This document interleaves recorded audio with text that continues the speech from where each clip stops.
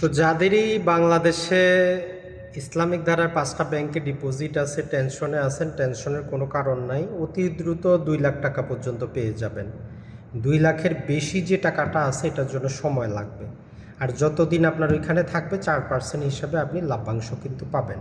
তো এই জন্য আপনাদেরকে বলি যে একটা ব্যাংকে সম্পূর্ণ টাকা রাখবেন না, অ্যাটলিস্ট বাংলাদেশ হিসাবে আপনি 4 থেকে 5টা ব্যাংকে টাকা রাখবেন যদি আপনার লেনদেন বেশি হয়। তো কাউন্টার প্রশ্ন করবেন যে ভাই কোন ব্যাংকে আমরা অ্যাকাউন্টটা করব।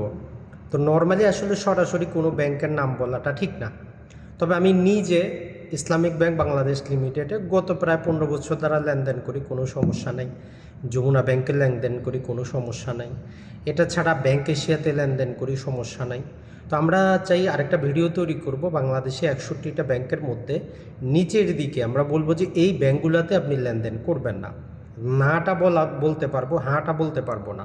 তাহলে আমরা ইউটিউবের ভিডিওটাতে টোটাল প্রায় 30টার মতো ব্যাংকের নাম দিয়ে দিব যে ব্যাংকগুলোর অবস্থা খারাপ।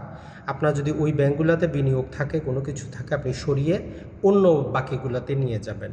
কারণ হচ্ছে যে যারা অনলাইনে কাজ করে তাদেরও কিছু রেগুলেশন মেনে চলতে হয়। আর যেহেতু এটা কোনো পেইড প্রমোশন না, তো আমরা নির্দিষ্ট করে কারো নাম বলবো না। আমি ব্যক্তিগত 3টাতে ব্যবহার করতাম। ইসলামিক ব্যাংক ছিল, আর একটা ছিল ফার্স্ট সিকিউরিটি। ফার্স্ট সিকিউরিটি তো ধরা খাইলো, টাকা আটকে আছে। মোটামুটি 1 লক্ষ সামথিং ছিল, 1,07,8